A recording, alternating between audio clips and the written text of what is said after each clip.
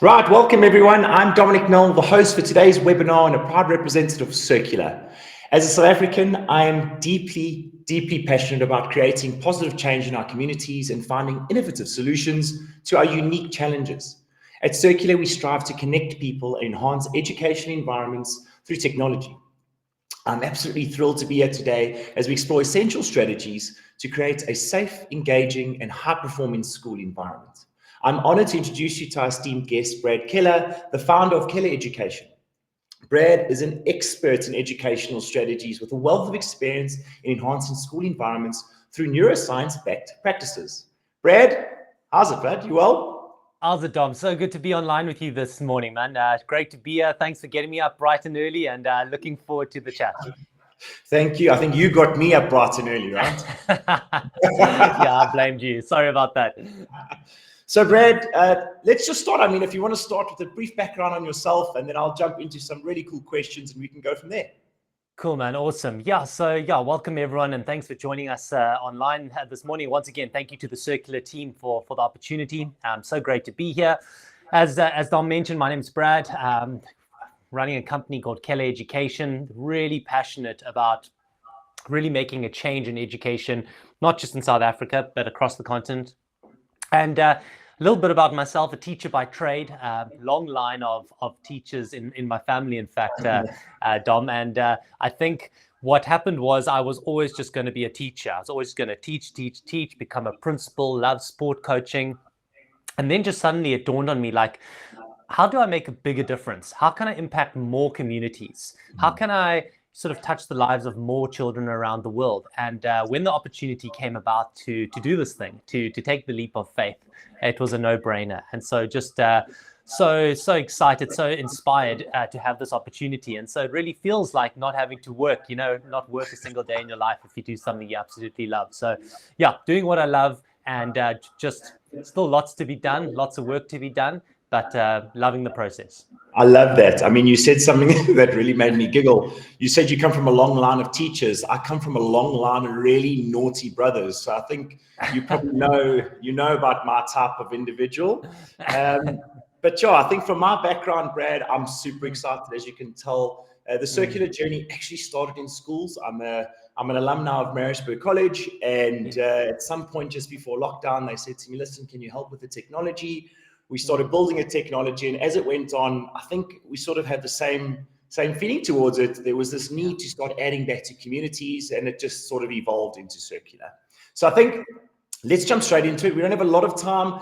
Brad, talk to me a little bit about enhancing student engagement. What are some effective strategies for enhancing the engagement inside the classroom? What are you guys doing? Yeah, thanks, Dom. That's awesome. And having just to lead into this, having met Dom recently and actually having the opportunity to have a look at Circular and the app, and we're in fact got a little community going on that application at the moment now. What a fantastic tool to really build people together, to create classrooms of connection, to create communities of connection. So really excited to share a few things. So I'm going to share a couple of slides now for you just to show you a little bit about how we believe. And to all the principals online, excuse me, and to all the teachers online this morning, just shared to you something that you can take away, some actionable strategies that you can really take place in your classroom. And I'm going to say something that's going to sound a bit funny to start, but when it comes to community classrooms of connection, the first thing I think we need to all understand, Dom, is that the brain, the states of the brain are ever changing. They're almost like weather. It's like climate, right? So it's constantly changing. So you can come to school, and in fact, many of you are going to go to class in 25 minutes time. It's going to be a great day, and we're all going to start, really well for the first couple of minutes, and then suddenly things could fall apart. And so because there's so many different factors which are going to have a role. And, we always talk about there aren't unmotivated or demotivated children. They are just children currently in an unmotivated state of mind.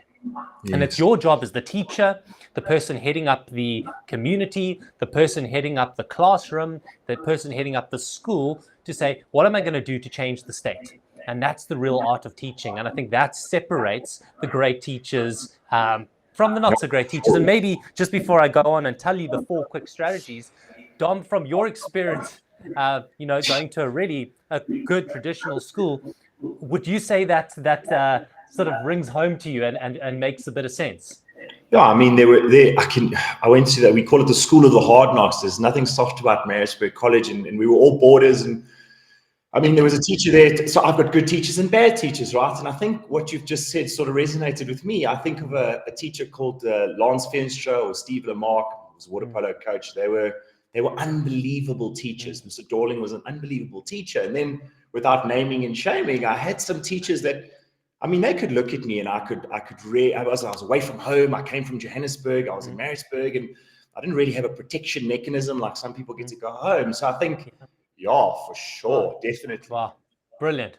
Well, on that note, why talking about that? I think let me go on then, because when you talk about this sort of protection or this safe haven being so crucial, and that's where community comes in. That's where alumni comes in. That's where parents come in, and those that are, in the parents' place. So let's have a quick look at a couple ideas I want to share with you. So in the classroom at any stage, folk, I think it's so important for us to understand that we need to be creating the right, let's call them drugs. We need to be creating the right chemicals in the brain, and the best chemist in the world is sitting on our shoulders right now. And the first one we want to create is that, oh yeah, drug, the dopamine, yes. Right? And this needs to be created. We talk about Maritzburg College. We talk about any boys' school. Can I tell you, this is the number one drug that you need to be creating, that feeling of telling boys or girls that they are good enough, that they can do it. And like Afrikaans, Brad, this is like, we call it gees, eh?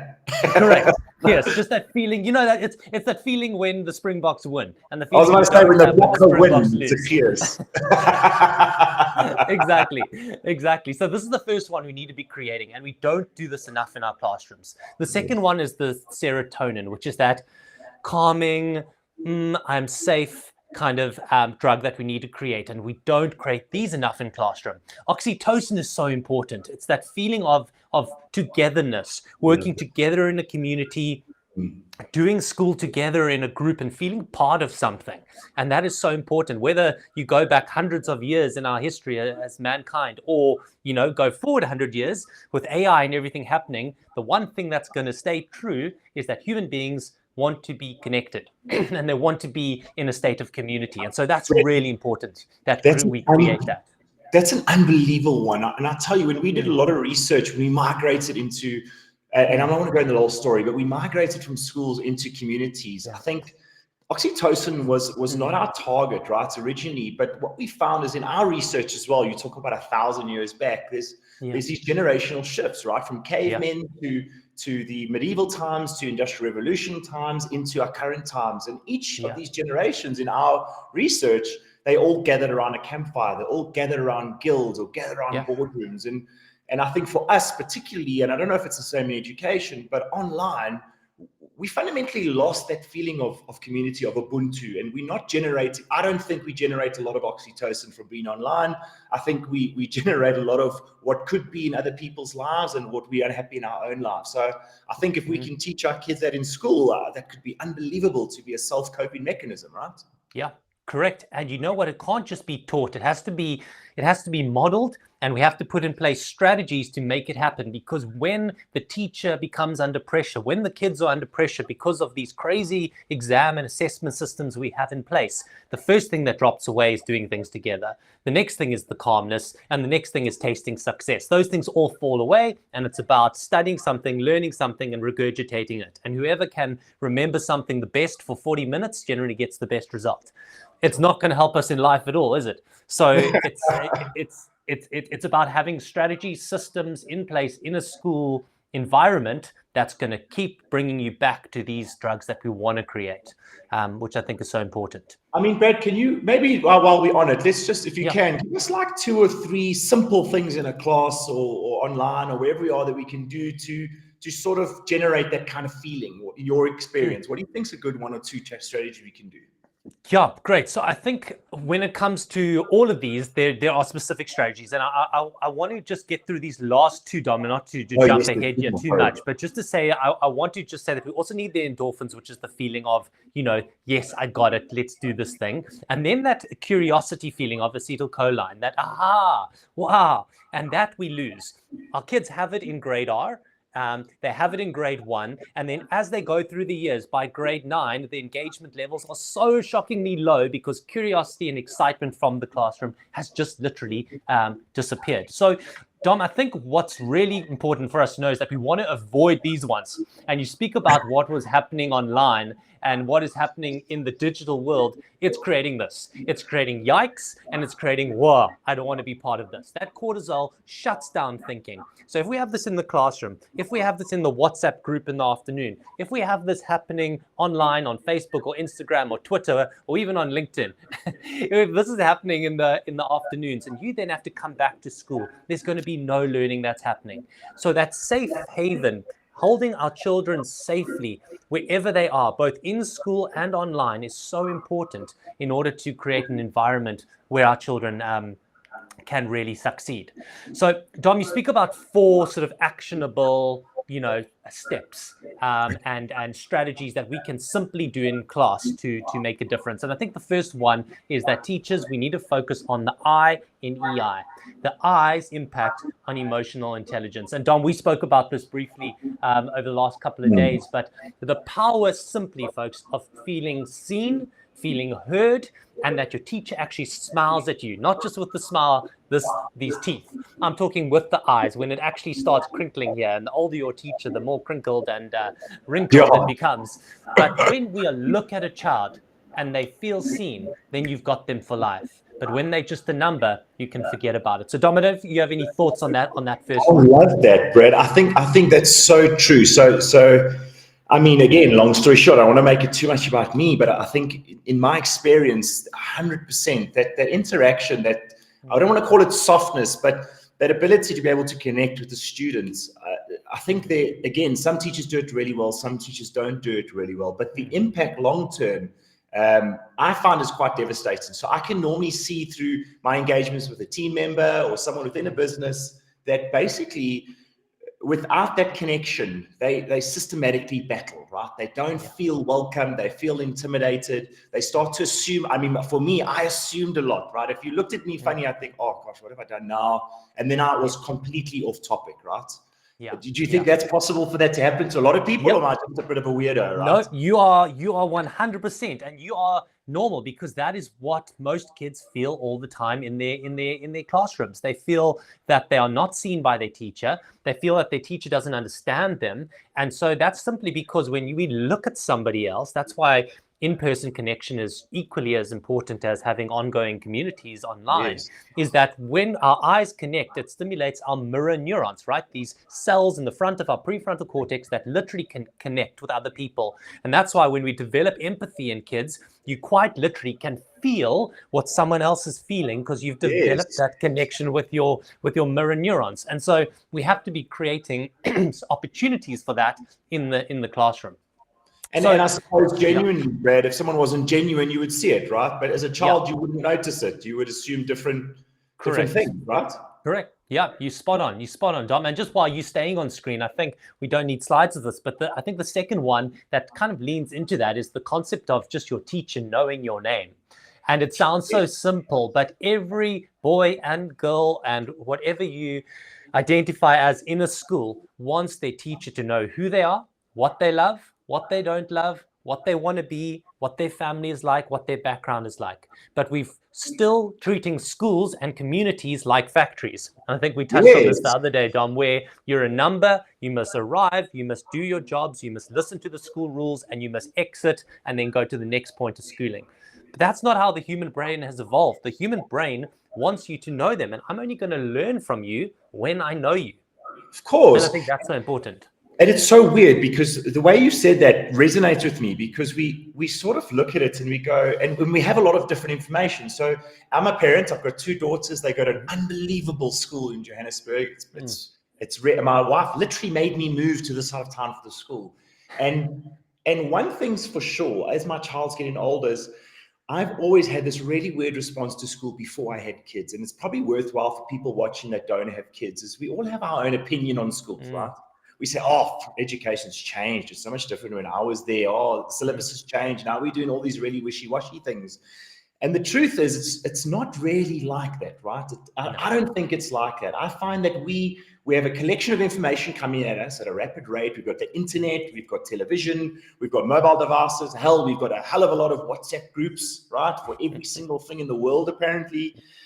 And I think for children, I don't know if I'm right or wrong, but sort of sitting on that point, children really battle to compartmentalize all these different conversations. So I agree with you in the fact that a school, it doesn't need to be, holding hands, running in the field, jumping up and down. It can still be quite stern and strict in its approach. And parents should also find their lane in that, right? We seem to get too involved in it because I can just go into Facebook and just badmouth the school, or it's just not right, Brad. And I don't know how that affects the kids, right? No, yeah, and it has a huge impact because, one of the big concerns for me, and I was involved in school leadership for many years, and my biggest concern with my teachers was them receiving emails, receiving WhatsApps from parents during the day. And so we would actually block access to the teacher just because of that, because we talk about brain drugs, talk about the levels of cortisol created in a teacher's brain when they're trying to educate these kids, and they're getting bombarded with messages telling them how useless they are and where did they get their degree, because they know nothing about teaching, and that parent is a lawyer, and in fact they're going to sue them for being a bad teacher. It's and crazy. So it's things you laugh about, but it's happening every day around the country. And so how do we expect teachers in that state, in that brain state, with that weather going on, to educate to the best of their ability? I want to jump on that. I don't want to talk about Circular today, but I really want to point something out, because that was one of the foundations of why we built Circular. I mean, I am, no offense to anyone that's listening to this, I'm on about 6 or 7 different WhatsApp groups in relation to my child. It's exceptionally difficult to handle and challenge. And because of that, there's an automatic runoff. That means I negate 99% of what's coming through. There are school apps that are there. There are great school apps. I'm not the kind of guy that goes and says, oh, this is rubbish, this is rubbish. There are great school apps. What I would like from schools, and what I speak to schools about digital revolution and transformation into digitization, is that we just look at it and go, cool, what is logical? Can I put all my eggs in one basket with technology? Yes, I can.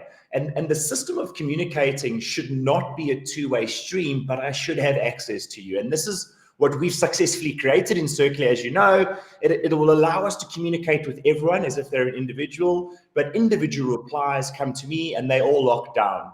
And we do not tolerate that kind of behavior, right? I've seen it on lots of WhatsApp groups. It's sort of like putting petrol on an open flame, because one parent will say something, then another parent jumps on the bandwagon, and I'm quite naughty. I'll go and put a pitchfork or something on there. I'll send a picture of a pitchfork and say, let's all be children about this, guys. Like, what are we doing here? Making the teacher feel bad about themselves, Correct. And it's a real problem with the profession as a whole, because already the profession is under fire all the time. I speak on a stereotype, but many of the thousands of teachers that we work with, there's a feeling of so inferiority, and and I always say to teachers, when that parent steps into your space, into your classroom, you are the professional. Don't tell me that, yes, but they're a doctor. But they're a doctor of medicine. This is not, this is not a place of medicine here. So you are the professional, act like it. And so it's also just giving them that confidence. So just so I don't forget, Dom, I want to tell you the other 2 strategies quickly. The third one is this idea of catching our students, our children at their best.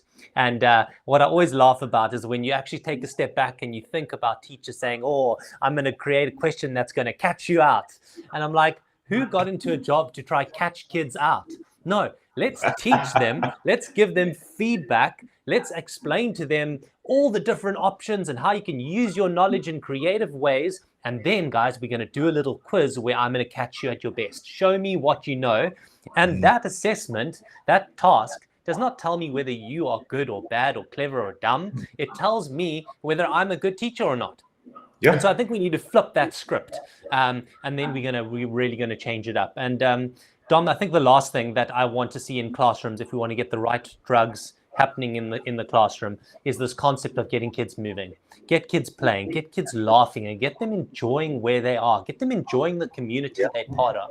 Because I really believe when we do that, when kids are happy, when classrooms are happy, when teachers are happy because they feel safe and protected by the guardrails that are in place around them, then school's going to be an awesome place. Then we're going to have kids running to the door in the morning to get to school instead of running away. I think when we get that right, then we're going to develop these community classrooms of connection.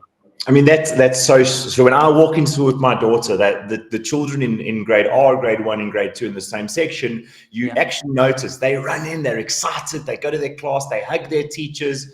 I mean, I've got my child's grade R teacher is a lady called Mrs. Williams, right? And she's probably the most amazing teacher I've ever met in my whole life. And she's got such a good boundary with kids. And I always have this chat with people to say, you know, I work in boardrooms. I have these really tense meetings. We shout at each other. We get quite aggressive. You know, that business type of really wild life. And what happens is it's quite difficult as an adult to walk in and actually submit yourself and go, you know what? If I'm going to trust you for 4, 5, 6 hours with my child, I actually need to look at you as a human being and not think that you don't know what you're doing. Because when I see people behave badly towards teachers, towards institutions, I always think to myself, gosh, that's weird, right? You've arrived here at 7:30 in the morning. You've got your coffee, off you go. You get your work. You completely forget that you have children for 4 hours. And then when one thing doesn't suit you or doesn't go your way, you go bananas. I mean, it's difficult. And one more thing, Brad, before we lead on to the next one, I wanted to tell you, you said something earlier that really has stuck with me. I'm not going to say her name, but there was this really tall teacher that I went to at Panorama Primary School a long time ago. Do you know that she called me Dominic for a long time? She called me Dominic until in class I said, listen, ma'am, my name's not Dominic, it's Dominic. She sent me outside, made me sit outside, punished me. And I just thought it's so true that the opposite is actually true as well, is if you don't know, ask. I think that is one of the things as well, is understanding children and understanding their background is also to sort of ask them questions and help them expose themselves in a nice, open manner, right? Yeah. Dom, just to jump in there, I think you've hit such an excellent point. And when I talk about knowing my name and knowing me as a person, I work with obviously lots of high schools around Africa. And often the response is that, Brad, I understand, or to our consultants around the country, they'll say, we understand this, that it's important, but I'm teaching 200 kids a day. I can't remember that. So I said, but then there's strategies in place. And a couple ideas that I do. Number one, name badges, okay? And if you can't see, if the eyes aren't great, you just say, sorry, my boy, I've completely gone blank, but just remind me of your name. Great, Dom, I'm so let me, and then address you by Dom for the rest of the lesson. The other strategy is something I used to do working in a very large school, is just have my floor plan, my seating plan in front of me. And I always had my class sitting in groups because I wanted to create connection. So 4 tables, and I would have my seating plan. I would have names on my desk. So if I'm sitting at my desk, I can immediately look up and see and say, Susie, can you please answer that question? And immediately Susie feels seen, connected, and part of the tribe and the community in the classroom. And I'm telling you, if there's any teachers watching, which there are, I'm letting you know it happens in the business world. I'm very lucky. My oldest business partner is a guy called Justin Leroux. He went to a grade school called Kersney. He's an unbelievable human being, right? He's such a crazy oak. But he's also a good example of, I don't think he can do a seating plan, but because his mind is constantly looking in the future, he has these moments where he might forget. I do it as well. I think it's accepting that it's natural, right? It's natural to forget someone's name. We don't have to feel bad about it. I mean, if you do it all the time, that's completely different. Really cool strategies. It's not about whether remembering it or not. It's the fact that you're focusing on it and know it's important, and have emphasized that kids, I want to know you all, and I watch you on the netball field, and I see you doing such an incredible job with your instruments in the music department, and I know you. I just sometimes forget your names, and that's okay. But it's that emphasis on the human being more important than the content. And I think that's what we mustn't lose. You've actually hit the nail on the head for the next question I want to ask you. So we spend a lot of time in Circular trying to foster communities, and it's born off the back end of, and forgive me, this is my opinion, right? This is not necessarily everyone's opinion, and bear it as it is. Yeah, I find that online interaction has disintegrated so much so that all we're trying to do is play circus, right? We're just trying to grab people's attention. It's become this really, really, for me, incestuous environment. It's not great, and I don't think that's the right word even, but what do we do in schools, particularly to shorten the gap, right? Because teachers and children and parents are now getting muddled quite hectically into the same kind of communication channels, the same kind of operational channels. What is a good way when we talk about fostering parental and community involvement? Not everyone is going to want to come and come to a braai or a picnic at the local field. Not everyone's want to be involved. Are there ways for us to involve these parents, these children, these teachers, children and teachers in an easy fashion or a logical fashion? Sure. There's a couple of ways that I found success. I think we've got to realize that we're living in a digital age. And so that's always going to be the go-to. And so a school equipping itself with the correct tools with appropriate guardrails is going to be your number one, because that's going to be your highest involvement at all times. If a teacher has it in the palm of their hand to access information, community involvement, that's going to be your number one. And that's not a pitch circular from my side, but I'm just saying that's your number one. That's going to be easiest. It's like the difference between doing a parent evening when you ask parents to come into the school hall to hear a guest speaker versus a parent evening that's going to be done online. It's going to be completely different attendance. But one thing, Dom, that I think is so important to get the parents in, and this is not just for the little ones, but for high school kids too, matric students too. You might, Dom, and hopefully they weren't too bad experiences for you, remember sort of end of term sort of parent meetings when your parents had to come along to the school and you were left at home and you were thinking, flip, I wonder what my teacher's telling me. Bringing that trauma. But I think we need to change that. I genuinely think we need to change that to parents coming in, not just the so-called parents of the naughty kids. Every single child comes into school with their parents. So it's all caregivers plus child in the classroom with the teacher. You know what? Who speaks? The child speaks. And the teacher says, over to you, Dom. I want you to share with your folks. What have you loved about this term? What have you learned? What's been really difficult? What have you failed at? And what are your goals for next term? And that student conference can structure everything and flips it to be about you. It gives you a sense of agency. It gives your parents the real words, not your teacher sugarcoating it. And I think that makes a huge difference. I mean, that's actually very, very interesting, because that's sort of like, I think of things like KPI meetings, right? When I do a KPI meeting, a lot of the conversation is not me. It's more about asking you how it went, what didn't work, how can I help you, what can we do together? And I think, as we're running a little bit of time, and I definitely think we should do a second session, I wanted to ask you something. I am an alumni, right? I'm an alumni from what I would very selfishly call the greatest school in the world. I'm sure anyone that went to Maritzburg College would say, went to my class, or Hilton would say differently. I know Justin would say Glenwood is the greatest school on earth, but that would be an absolute lie compared to college. What are we doing, in your opinion, with alumni? Because I find that it's in every single engagement. We don't charge for alumni at all, just for clarity. So if a school uses our technology for $49, whatever it is a month, we do not charge for alumni. And our reason for that is we believe that there is a set of leaders and people that have experienced what you've experienced in assumably a similar or same environment that you can connect with and resonate with. What's your opinion on that? Is alumni good things? How should we operate them?